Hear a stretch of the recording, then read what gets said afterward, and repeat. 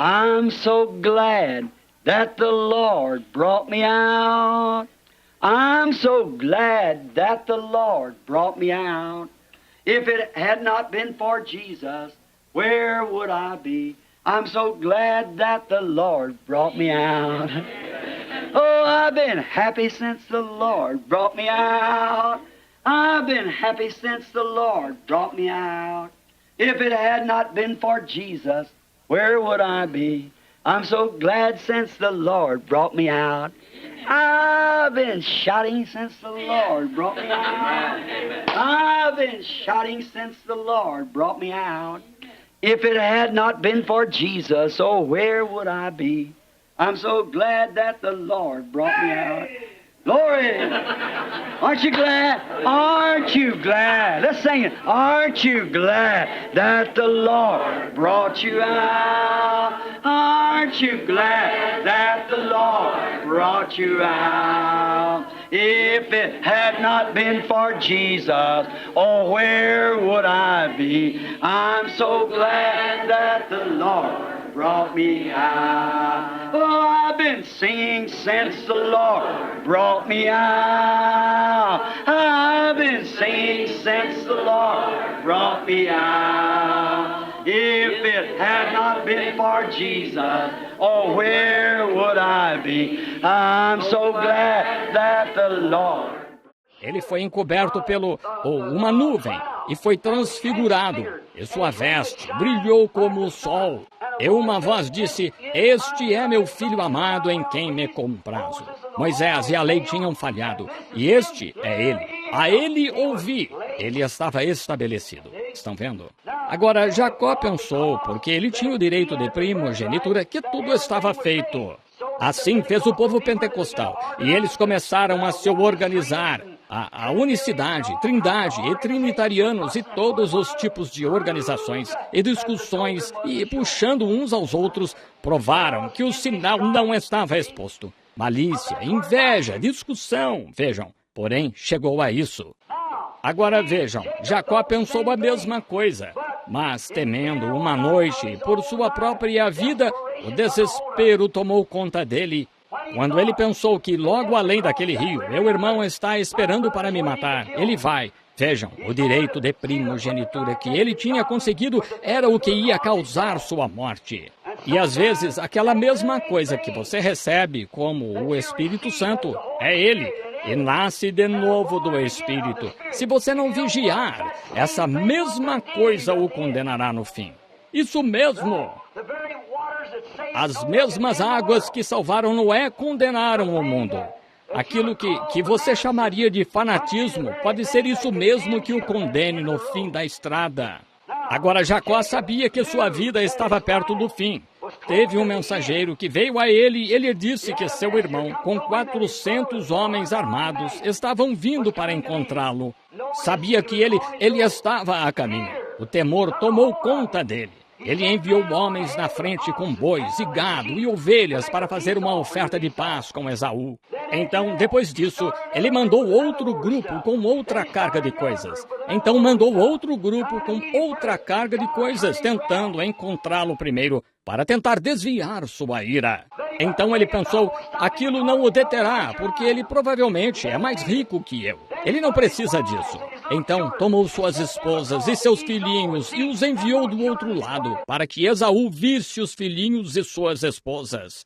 E seguramente todas as suas próprias pequenas sobrinhas e sobrinhos ele não os mataria. Então ele ainda não conseguiu fazer aquilo. Deus sabe como conseguir um homem. Jacó atravessou o riacho, ali se ajoelhou. Você sabe, ele tinha sido como que um trapaceiro antes disso. Desculpem a expressão, mas meio que ele era um Jacó. Jacó significa um enganador, e ele era. Porém, havia algo que tinha de acontecer com ele. Ali, em desespero, ali onde a morte estava ante ele. Pode haver homens e mulheres sentados aqui esta noite que a morte está bem na frente de vocês. E a única maneira de você poder alcançar o que está querendo é ir desesperadamente.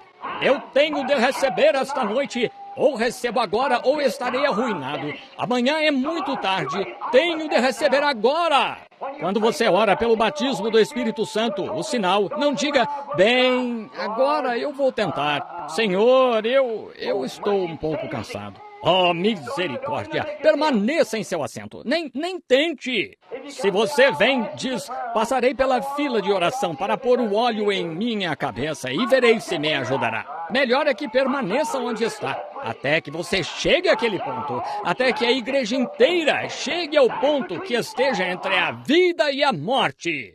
Você tem de recebê-lo agora ou perecerá. Então Deus entrará em cena. Necessita-se de desespero para trazer Deus à cena. Jacó chorou como nunca antes. Desesperadamente chamou até que conseguiu audiência com Deus. E quando o fez, ele lutou, não por 15 minutos. Ele lutou para mantê-lo em sua alma por toda a noite. E ainda sabia que não tinha a bênção. E conseguiu esperar até que a bênção viesse. Lutou desesperadamente até que a bênção veio. Então, e quando viu, até que Deus veio à cena. E então, em desespero, não te deixarei ir, quando começou a sentir a bênção descer sobre si. Muitas pessoas dizem, glória a Deus, eu a tenho agora. Aí você está enganado. Sim. Alguém diz, eu me sinto tão bem, irmão Branham. Eu desci ali e orei. Calafrios me percorrem. E pode ter sido Deus. Eu vi uma grande luz ante mim. Isso ainda pode ter sido Deus. Porém, não é disso que estou falando. A Bíblia disse, em Hebreus capítulo 6, a chuva cai sobre o justo e o injusto, da mesma forma. Agora você toma o trigo e toma ervas daninhas e os coloca no campo. E a chuva é, na verdade, enviada para o trigo. Mas a chuva cai nas ervas daninhas tal como cai no trigo. E a chuva e as ervas daninhas ficam tão felizes com a chuva quanto o trigo. E é a mesmíssima chuva. O mesmo Espírito Santo pode cair sobre o incrédulo e fazê-lo agir exatamente como um crente age. Mas pelos frutos são conhecidos. É disto que eu estou falando. Esse é o sinal. E Jacó, melhor, em desespero, disse, eu sei que te senti, tu estás aqui comigo, porém não te deixarei ir. Alguém vê isso? Bem, a primeira sensaçãozinha se levanta e pula para lá e para cá, corre pelo corredor, diz, eu o tenho, eu o tenho, eu o tenho. Não, não. Jacó permaneceu ali até que algo aconteceu que o fez caminhar diferente. O fez uma pessoa diferente. Porque ele permaneceu até que aquilo aconteceu. E ele pôde, a Bíblia disse, ele segurou até que prevaleceu. Como pode um homem prevalecer sobre Deus? Porém, você pode. Você pode. Um homem pode prevalecer sobre Deus. Uma vez havia um homem chamado Ezequias. Foi dito pelo profeta, assim diz o Senhor, você vai morrer. Ezequias virou a face para a parede e em desespero chorou. Senhor, considera-me, tenho andado diante de ti com um coração perfeito e preciso de mais 15 anos.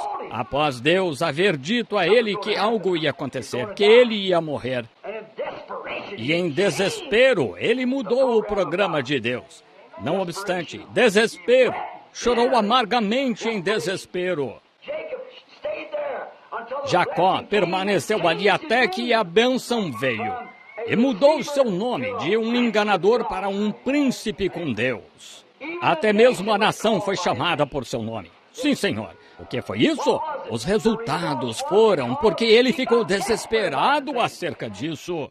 E no outro dia, quando encontrou Esaú, ele não necessitou de escolta. Ele saiu e se encontrou com ele. Estão vendo? Por quê? Ele entrou em desespero até que obteve a segurança. E você entre em desespero até obter a segurança. Se não entrar, nem venha receber oração. Nem venha para ir ao altar. Espere até que esteja entre a vida e a morte para você. Então, algo acontecerá. Certamente. Desespero. Ruth entrou em desespero uma vez quando estava ao lado de Noemi. Ela teria de voltar para seu povo, para tudo que ela amou e tudo que ela adorou. Seus deuses e seu povo. Ou se apegar a Noemi, o que deveria fazer? E entrou em desespero e clamou: aonde fores, irei. Onde viveres, viverei. Onde morreres, morrerei. Onde fores sepultada, eu sepultarei, ou serei sepultada. E seu Deus será meu Deus. Aí está. Desespero. Deus a abençoou. Deu-lhe um filho, Obed. Obed gerou a Jessé. Jessé gerou. Por meio de Jessé veio Jesus. Por quê? Desespero. Como a pequena prostituta Raabe estava desesperada. Sabia que a morte estava diante dela. Ela estava sob julgamento e entrou em desespero. Disse: esconderei seus espias, farei qualquer coisa, apenas jure por seu Deus e minha casa permanecerá. Aí está. Ele disse: se você aceitar este sinal, permanecerá. Eliezer entrou em desespero quando a responsabilidade foi posta sobre ele de procurar uma noiva para Isaque. Eliezer de Damasco era um grande homem. Era estimado por Abraão, e Abraão confiava nele para sair e procurar uma noiva, o tipo certo de noiva para seu filho Isaque. Através disso, geraria Cristo. Agora, Eliezer, sendo um homem espiritual, sabia o que significava.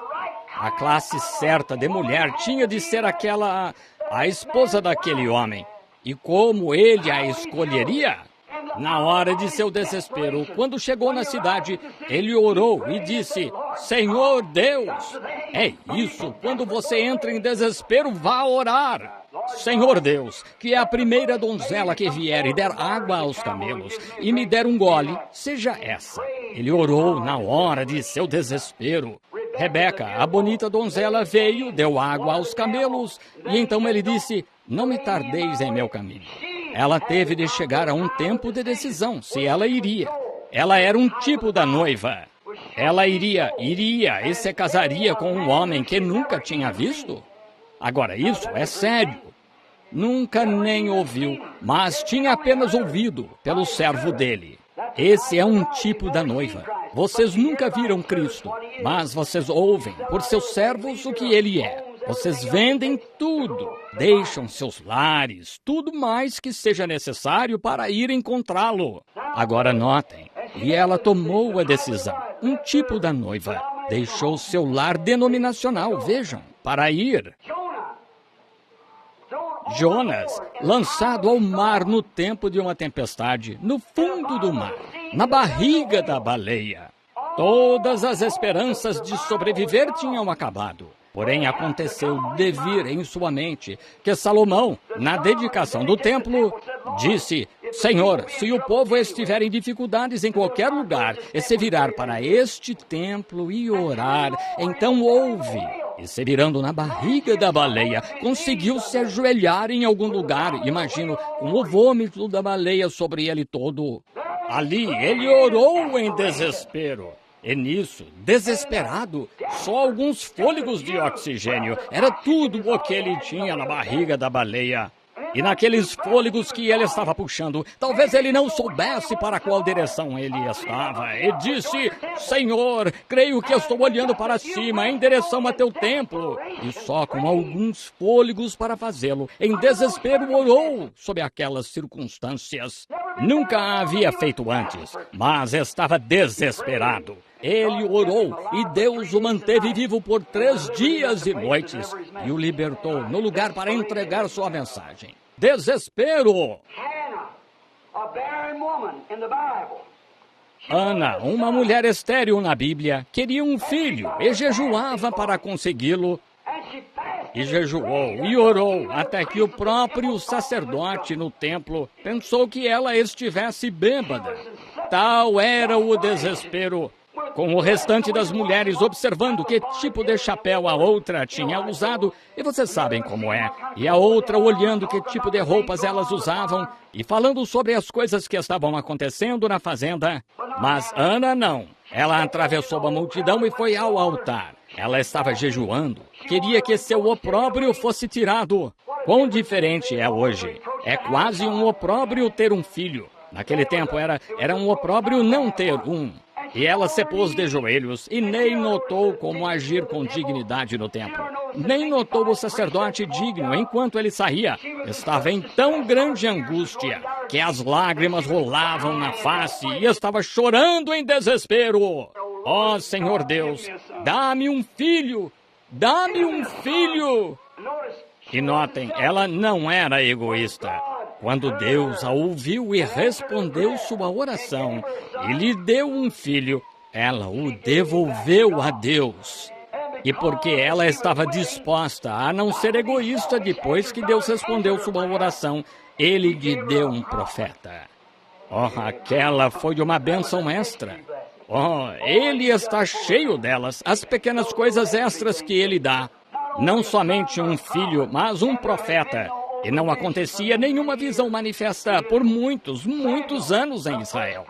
Samuel, o primeiro profeta, por muitos, muitos anos, porque uma mãe se desesperou, que não podia ter filhos e já tinha passado da idade de dar à luz, com provavelmente 60, 70 anos, e orou com desespero. Ela tinha de ter este filho. O que foi isso? Deus lhe havia falado, não resta dúvida. Você não consegue se desesperar até que Deus lhe fale. Ó igreja, levante-se e sacuda-se. Belisque sua consciência, desperte-se nesta hora. Devemos nos desesperar ou pereceremos. Há algo que virá do Senhor. Sei disso como sendo o assim diz o Senhor. Está vindo algo e é melhor nos desesperar. É entre a vida e a morte. Passará por nós e não o veremos. Porque ela não era egoísta. Recebeu um profeta. A mulher sunamita teve um garotinho sobre qual o profeta tinha falado a palavra do Senhor. Embora ela fosse velha e seu esposo velho. Não tinham filhos, mas ela era amável a este profeta. E ela sabia que ele era homem de Deus. Ela percebeu que ele era honroso, um verdadeiro homem. Ele entrou na casa, seu esposo não estava ali e tudo mais. Ele era um homem santo. Eles podiam ver que ele era uma pessoa honrosa. Ela o tinha observado fazer sinais e maravilhas. Ela o tinha ouvido dizer coisas que aconteceram. Ele era um homem honroso, santo. Ela disse a seu esposo: percebo que este homem que hospeda-se conosco é homem santo. A dama da casa, ela sabia que ele era homem santo. E ela construiu uma pequena casa ali fora para ele, para que ele não ficasse com vergonha. Ele poderia vir quando quisesse e assim por diante. Ela colocou uma pequena cama ali fora e um jarro de água e assim por diante, para que pudesse se lavar e ter algo para beber. E ela provavelmente enviava uma criada lá, ou alguém, um mordomo, com comida para alimentá-lo, e passava e o cumprimentava para o dia, ou algo assim. E então, quando Elias viu esta gentileza que foi feita para ele, e está escrito: o que fizerdes por meus pequeninos, a mim o fizestes. Assim, ela viu isso. A mulher estava honrando a Deus enquanto honrava este profeta, visto que via Deus no profeta. E assim, ela não queria nada em retorno. Não estava em seu coração ter nada em retorno. Ela fez porque amava a Deus. Ela não fez para receber alguma bênção. Ela apenas o fez. Agora Elias disse: vá e pergunte a ela, devo eu falar ao rei em prol dela? Sou um amigo pessoal. Ou o capitão-chefe, eu o conheço muito bem. Há algum favor, algo que eu poderia fazer por ela? Eu quero dar-lhe algo pelo que ela tem sido para mim. Ela tem me alimentado, ela tem permitido que eu durma nas camas, e ela tem sido muito boa para nós. Agora, o que posso fazer? Ela disse: não, eu habito entre meu povo. Estamos em boa situação financeira. Temos sustento, e é tudo. Não precisamos de nada. E Geazi disse a ele: mas ela não tem filhos. Logo que Geazi viu isso, não resta dúvidas que o profeta teve uma visão, pois ele disse, assim diz o Senhor, vá e lhe diga que no tempo apropriado ou no tempo próprio, daqui a 1 ano, ela abraçará um filho. E o filho nasceu. Quando ele estava com cerca de 12 anos, como aquele velho casal deve ter amado este garotinho, seu único filho. E um dia ele estava fora colhendo trigo com seu papai. Deve ter sido por volta do meio-dia. Ele teve uma insolação, suponho, porque ele começou a gritar, minha cabeça. Ele se tornou cada vez mais doente. Seu papai teve de levá-lo do campo e era tamanha a emergência ali que ele enviou um servo e o enviou. A mãe o segurou no colo até o meio-dia e ele morreu. Notem, seu único filho que lhe havia sido dado pelo Senhor, através da oração e a promessa de um profeta, e assim diz o Senhor. Ela sabia que havia algo de errado em algum lugar, simplesmente não funcionaria. Como Deus lhe daria aquele filho e permitiria que seu amor viesse àquele bebê, embora ela nunca tivesse pedido por ele, ela estava muito velha para tê-lo. A mão de Deus teve de pronunciá-lo. Um homem falou, o profeta. E ali, este filhinho, nesta condição, tinha morrido. Seu único filho. Assim ela disse ao servo, sele-me uma mula e monte e não pare. Se alguém tentar detê-lo, não diga uma palavra e se dirija diretamente ao Monte Carmelo. Lá em cima, em alguma caverna, em algum lugar, há um servo do Deus Altíssimo, o que me disse, assim diz o Senhor, eu terei o bebê. Eu quero saber por que Deus fez isto. Então disse, vá direto e não pare esta mula. Deixe-a correr o máximo que puder. Deixe-a correr até chegar lá. Desespero! E Elias, o profeta, se levantou, olhou e disse, aqui vem aquela sunamita. E ela, algo está errado com ela. Deus não me revelou. Não sei o que está errado. Disse, vai encontrá-la. Eu tenho... Vamos depressa. Há algo errado. Desespero caiu no profeta. Desespero na mulher. Vejam, iam se encontrar. Um querendo saber qual era a palavra do Senhor e o outro não sabia qual era a palavra do Senhor. Aí está. Um querendo saber e o outro não sabia. A mulher queria saber e o profeta não sabia. Disse, Deus não me revelou. Não sei o que dizer-lhe quando chegar aqui. Assim, ela estava quase lá, então. Ele levantou a mão e disse, está tudo bem contigo? Tudo bem com seu esposo? Está tudo bem com a criança? Agora, a mulher tinha alcançado o fim de seu desespero. Ela disse, tudo está bem. Glória! Tudo está bem. Seu desespero havia acabado. Ela havia encontrado o servo do Senhor. Se ele não estivesse lá, ela ainda estaria em desespero. Mas veja, ele estava ali. Ela disse, tudo está bem. Eliseu pensou, bem, o que está acontecendo agora? Então ela subiu e caiu a seus pés. Aquilo parecia meio fora do comum. Assim, Geazi a levantou. Disse, deixe-a em paz, não faça isso. Elias disse a seu servo, não faça isso, deixe-a em paz. Há algo de errado, Deus não me revelou. Então ela lhe revelou que o filhinho estava morto. Agora o profeta não sabia o que fazer. Ele disse, Geazi, tome este bastão com o qual tenho andado. Ele sabia que tudo que ele tocava era abençoado, pois não era ele, era Deus nele. Ele sabia quem era, sabia que era um profeta. Então ele tomou o seu bastão e disse, Geazi, tome isto e vá e o coloque sobre a criança. E se alguém lhe falar, desespere-se. E não saúde ninguém e não permita, prossiga, não fale com ninguém. Ponha isto sobre a criança. Mas a mulher, aquilo não pôs fim ao seu desespero. Aquilo não satisfez seu propósito. Ela disse, como o Senhor Deus vive, eu não te deixarei até que vás e ministres ao menino. E Elias se desesperou. E lá ele foi, estrada abaixo, ele e a mulher. E quando chegaram lá, todas as pessoas estavam no jardim, gritando e chorando. E a mulher havia feito a coisa mais apropriada que poderia ser feita. Ela tomou o filhinho e o deitou na cama onde Elias tinha deitado. Isso era como o seu bastão. E ele não despertou ali, então isso não funcionaria. Ela queria saber de algo diferente. O profeta entrou. Agora ele está em desespero. Agora o que ele vai fazer? E encontramos na Bíblia que ele andou para lá e para cá, desesperado. Eu não sei o que mais fazer, Senhor. Aqui estou. Tu me disseste para dizer aquilo para aquela mulher, e assim diz o Senhor. E foi exatamente como eu lhe disse, porque tu me disseste. Agora, ali está ela em dificuldade, e não sei o que fazer. Ali está um garoto morto. Que posso fazer, Senhor? Não resta dúvidas que o Espírito Santo disse, se Deus está em você, então deite-se sobre o pequenino. De repente ele parou, correu e pôs suas mãos sobre as mãos dele, seu nariz sobre o nariz dele, seus lábios sobre os lábios dele. E quando se deitou sobre ele, o pequenino espirrou 7 vezes. O desespero tinha acabado.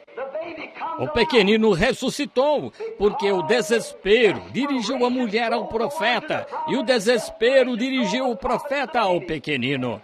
E o desespero em ambos trouxe Deus em cena. Com o amor de Deus e o amor por seu povo, trouxe o amor de Deus e pôs a fé na frente da batalha. E a obra foi feita. Caso concluído. Amém. É assim, o desespero faz isso. Certamente, ela não ia partir. We're marching to Zion, a beautiful, beautiful Zion. We're marching upward to Zion, that beautiful city of God. Oh, we're marching to Zion. Beautiful, beautiful Zion. We're marching upward to Zion, that beautiful city of God. Let those refuse to sing who never knew our God, but children of the heavenly King, but children of the heavenly King may speak their joys abroad, may speak their joys abroad.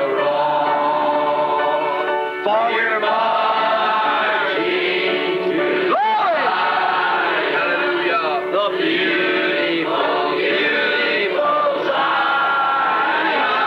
Oh, we're marching upward to Zion,